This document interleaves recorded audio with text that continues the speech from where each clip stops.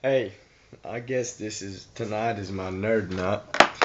Um, it's not, it's, it's kind of twisted. Um, I like to use science and mix it in with God. Um, Not mix it in. Science is true and God's true, so why not state both of them, or both of the Holy One and the science He created? Um, you know, some people believe that when you die, that's it. It's over. And most people that believe this, well, a lot of people that believe this are scientists and other things. Maybe not so much as scientists as people, or than people that believe in science and believe in evolution.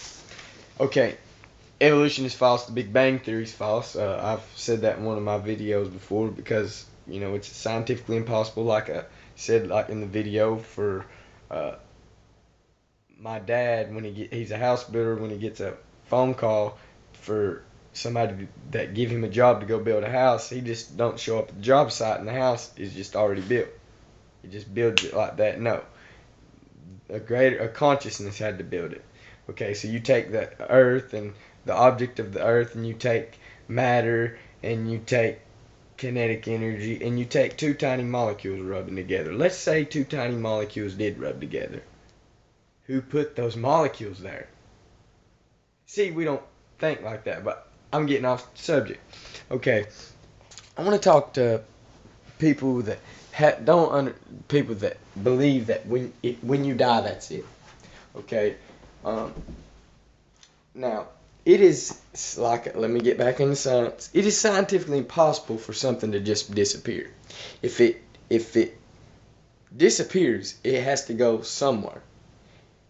Even with computers, you might delete stuff, but it's never permanently deleted. It has to go somewhere. So it is scientifically impossible for anything to disappear unless it goes somewhere else or unless it's transformed into something else. What, Marley? Unless it's transformed into something else, like water is transformed into vapor when it dries and it goes up in the sky. Now, how can a consciousness, a mind that has perception, a mind that thinks, a mind that has a guilt, a mind that has love, a mind that has all these emotions, a mind that has uh, just the whole thought process and the miracle of a mind. When somebody dies, how does that, one of the most powerful, well, not one of the most powerful thing on earth, the mind. Besides God, that's the most power, and the Holy Spirit and the Son of God, that in the Holy Spirit and all that. Besides all that, the mind is the most powerful thing on earth. Now, wood, water, like I said, or anything on earth just don't disappear. All these biodegradable things that, like, potato chip bags and stuff, yeah, they might look as if they disappear, but they're transformed into something else. They going back to earth, just as our bodies does. It goes back to the dust of the earth. Okay, but our minds, where does it go? It has to be dumped into something else. Now this is what I want to explain. People don't look at heaven and hell like this. Okay, if you have something that's no good, okay, I'm going to talk to the people that know the Bible, because they'll understand what I'm saying in this, and then I'll explain it another way that people that don't know the Bible. Okay, God's the potter, we're the clay. When the clay rejects the potter, the potter will break it down and put wires in it and rebuild it. But if it just keeps rejecting the potter, he grinds it into fine powder and casts it away. Okay, now, heaven, hell, right? Okay, now our minds. let's go to the scientific part. Our minds. If it is a thing that grasps into what this reality was built to be on, which was built to be holy, it was built to be, God put us here for Him.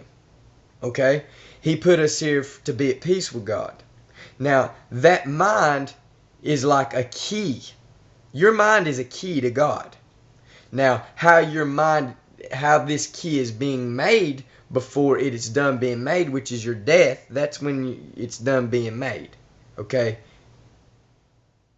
Some of it's unfinished when people, I'm not gonna get into, just never mind.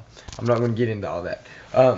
So when the good Lord calls you, or when it's your time to go, your mind is done being made. It's done. There's no more processes to it. Even though your brain stops growing at 20, when you're usually 28 years old, you still have a consciousness that is gaining memory. And the whole time, you're building a key. Now, this key enters into God's kingdom. Now, there's things you got to do to get into heaven rather than just use your mind, which it all comes from your mind. Note that the Holy Spirit comes into your mind. It comes into your consciousness. The mind's the gateway to your soul. So your mind is being made as a key into God. Now, if the key has not been made right, it's not going to fit into God.